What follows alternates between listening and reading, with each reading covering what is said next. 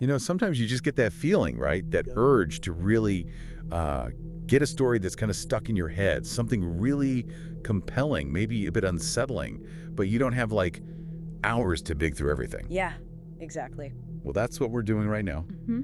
taking a deep dive into what happened at 112 Ocean Avenue, Amityville, New York. That's right. And we're using the Silent Room, the Horror at 112 Ocean Avenue from Shiver Stories as our sort of guide here. Okay. And the plan is, well, we want to really lay out the core story for you. Look at the known facts and the murders, definitely, and then sift through the paranormal claims that came later. Trying to separate fact from allegation, basically. Exactly. What do we know for sure? What's alleged? And maybe touch on why this whole thing still grabs people, you know? Yeah, it really does. So we'll tackle it in two main chunks. First, that awful night, the DeFeo murders. Right. And then we'll pivot to the Litz family and their, well, very weird experiences after they moved in. Sounds good. Okay, so let's get into it. November 13th, 1974. That night. It kicks off pretty dramatically. The source describes Ronald DeFeo Jr. just bursting into Henry's bar. It's around 6:30 p.m. And bursting in. Yeah, like totally frantic, and he yells out, "You gotta help me! I think my mother and father are shot." Wow. Just like that. Yep. And that desperate plea, obviously, that's what gets everything rolling. It leads to this absolutely horrific discovery. So the police head over to 112 Ocean Avenue, and what they walk into, I mean, the source calls it a house of nightmares. That's putting it mildly. Yeah. Inside, they find 6 bodies, 6 members of the DeFeo family. 6. Ronald DeFeo Sr., his wife Louise. And their 4 children, Dawn, Allison, Mark, and John. And the really chilling detail, they were all found face down in their beds. Face down. That detail just, it really emphasizes how defenseless they were, doesn't it? Completely. And the cause of death was clear. All 6 shot with a .35 caliber Marlin rifle, executed. But then there's the really strange part, the thing that didn't immediately make sense at the scene. Right. The source points this out clearly. There were 0 signs of forced entry. Nothing broken. And no signs of a struggle either. None. Which, you know, immediately raises a huge red flag for the investigators. How do 6 people get killed like that in their sleep with no struggle, no break-in? It doesn't add up. Not at all. Until the investigation points to the awful truth. That the killer was inside the house the whole time. Exactly. It was their own son, Ronald, Butch DeFeo Jr. Just horrific. So that's the grim reality of the murders. Yeah. Fast forward about a year, December 1975. The story takes this, well, incredibly strange turn. Yeah, this is when George and Kathy Lutz buy the house. And they knew, right, they knew what had happened there. Oh, absolutely. The source makes that clear. They were fully aware of the history. Apparently, the Dutch colonial style appealed to them, and the price tag was significantly lower, $80,000, which, you know, makes you think about how they weighed those things against the sheer horror of its past. Yeah, it really does. So they move in, George, Kathy, their 3 kids. But they weren't there long at all. Not long is an understatement. 28 days, that's it. 28 days. And what they claimed happened in that short time. It's pretty wild. It started small, didn't it? Yeah. According to this source. Yeah, initially it was things you might try to explain away. Doors slamming shut by themselves, weird cold spots just popping up. Okay.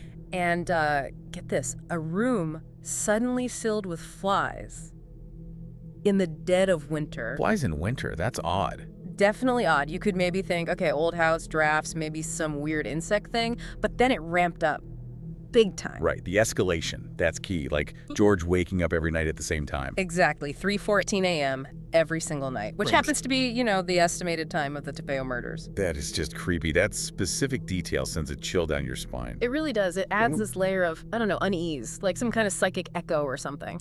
And then came the more, let's say, overtly bizarre stuff. They reported green slime, like, oozing out of the wall. Green slime. Seriously. Seriously. And crucifixes in the house turning themselves upside down. Stuff that really challenges any normal explanation. And wasn't there something about their daughter, Missy? Yes. Her imaginary friend, Jody.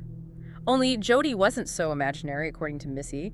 She described this invisible pig-like creature with red eyes. A red-eyed pig. In the closet. Living in her closet, yeah. She apparently became friends with it. It's a really unsettling image, that one. Definitely. And George saw something too, right? Eyes. He did. The source mentions George allegedly seeing two glowing red eyes just staring at him from outside the bedroom window one night. Okay, that's pure horror movie stuff. Pretty much, these really intense visual claims are a huge part of why the story leans so heavily into the supernatural. And the priest. We can't forget the priest who tried to bless the house. Right. The story goes he's doing the blessing and suddenly hears this deep voice boom out, "Get out." Just like that. Get out. Just like that.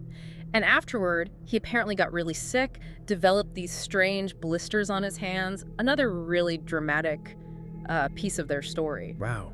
So you put all that together. Yeah, you can see why it ended the way it did. All these escalating, terrifying events. It led to the Lutzes just fleeing the house. Suddenly. Terrified. They left everything behind. Everything. The source really highlights that. They abandoned all their possessions.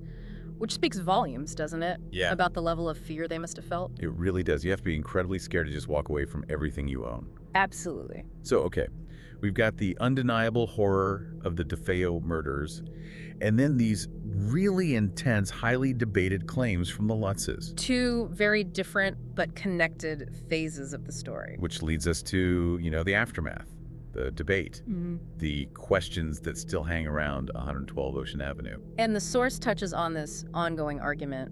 Believers versus skeptics. It gets pretty heated sometimes. Understandably. People bring up alternative ideas where like, was it all just a hoax cooked up for money or fame? Or maybe something else. Like, could the trauma of knowing what happened there have caused them to, I don't know, hallucinate? That's another theory, yeah. Trauma-induced experiences. Living in a place with that kind of violent shadow hanging over it. But, okay, setting aside the haunting claims for a second, there are things we know for sure. Definitely. Undisputed facts. The source reminds us 6 people were murdered in that house. Brutally. That's fact. Fact. And the Lutz family, who apparently had zero history of anything paranormal before this, were clearly deeply affected by their short time there. Profoundly disturbed. So much so that they reportedly never slept in the same room together again after leaving. That says something happened, even if it was just psychological. It had a massive impact. A very real impact, whatever the cause. Though it is important to note, as the source does, that later owners haven't reported the same level of activity. Right. Subsequent owners have generally reported little to nothing unusual, which is, a major point for the skeptics. Makes sense. But still, the house itself remains famous.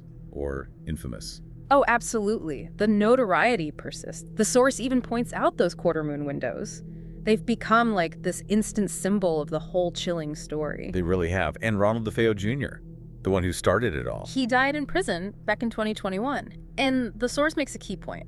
He never really gave a full, coherent reason why he killed his entire family. No clear motive ever really emerged. Not really. Which leads to some, more fringe speculation the source mentions. Like what? Like the idea that maybe the house itself made him do it. Whoa.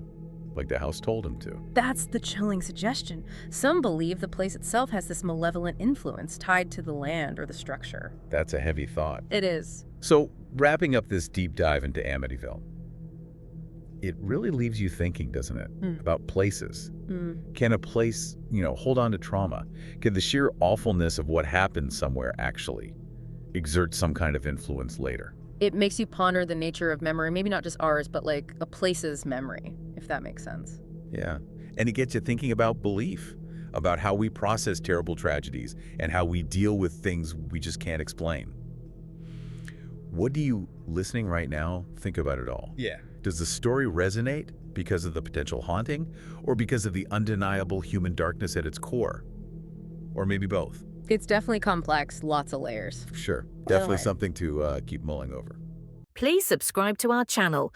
Your support motivates us to create even more great content for you. Thank you so much.